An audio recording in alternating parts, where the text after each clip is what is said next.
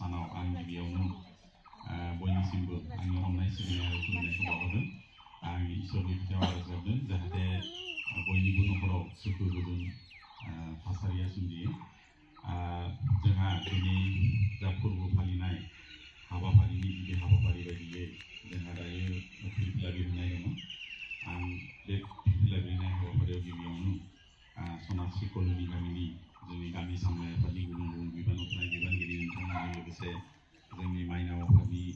गुबुन गुबुन बिबान थानाय बिबानगिरि लोगोसे देउरि आरो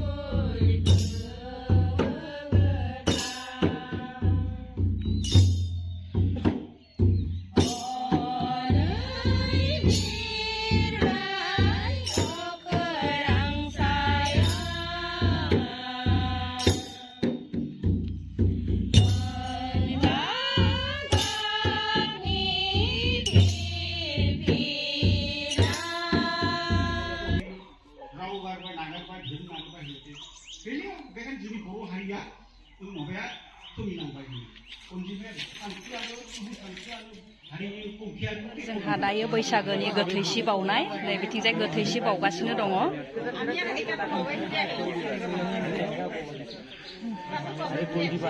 गोथैसि बावनाय नै आब' देउरिया जोंहा मन्त्र रायदों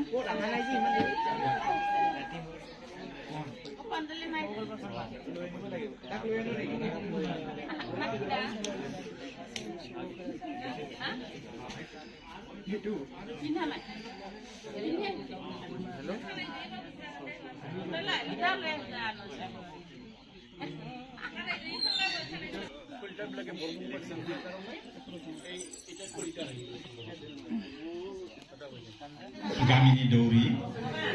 बिउटि महिला आरो मेनका दैमारि बिथां सानैखौबो जोङो मान बावगोन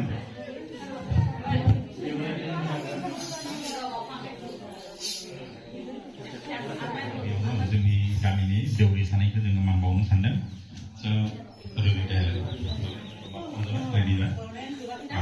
दायो जों गिबियावनो मान बावनो सानदों जों गामिनि दौरि मेनका दैमारि बिथांखौ जोङो देग्लाय जोङो दख'ना होनो हायासै एसे टेकनिकेल उसुबिदानि थाखाय जों आर'नाइजोंनो बिथां सानैखौ दायो मान बावनो सानदों बे आर'नाइखौ आजावनो थाखाय मेनका दैमारि बिथांखौ खावलायबाय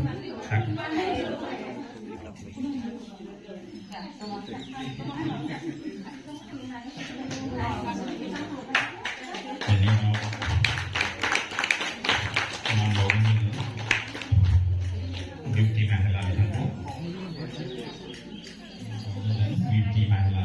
बिथांखौ सोमेना डिक्रेटो न्यायाधीश अंजना दैमारि उसको बोलो तो मोबाइल रखने के लिए मैं बोला बोलो बोलो ओ सोमना मोबाइल फोन न दे मोबाइल को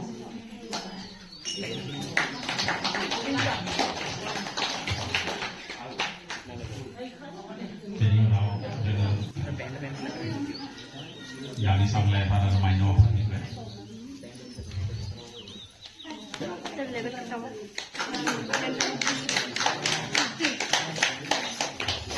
MDL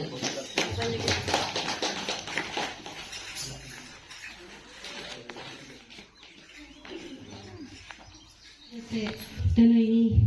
बे जोंहा बोसोरारि बैसागो फोरबोखौ लोब्बा लाखिनानै जोंनि थानसालिखौ साखोन सिखोन खालामनानै बावनाय थिनाय खालामनानै दिउरि आइ आरो आदै सानै आरो लोगोसे जों गामिनिनो गाहाय सामलायगिरि आफादनिफ्राय गाहाय नेहाथारि बुदन सार बिथांखौ खुलुमनाय थाबाय आरो लोगोसे जों गामिनिनो बायदि बायदि बिबानाव थानाय बिबानगिरि नोंथांमोनखौबो गोसो गोथारै खुलुमनाय थाबाय आरो लोगोसे दिनैनि बे बैसागु बोथोरनि समावहा सासे दैदेनगिरिनि गोनांथि जायो नालाय जोङो बे दैदेनगिरिखौ गामिनिनो सामलायगिरि गाहाय नेहाथारि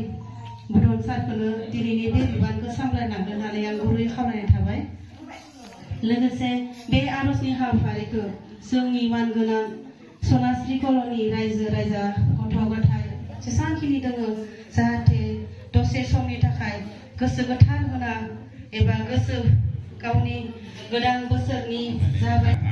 दिनैनि जा जोंहा बैसागु फोरबो फालिनाय हाबाफारिनि जा दैदेनगिरिनि बिबान बे बिबानखौ आङो आजान साबाखौ जों मान बावगोन बिथांमोना मोजाङै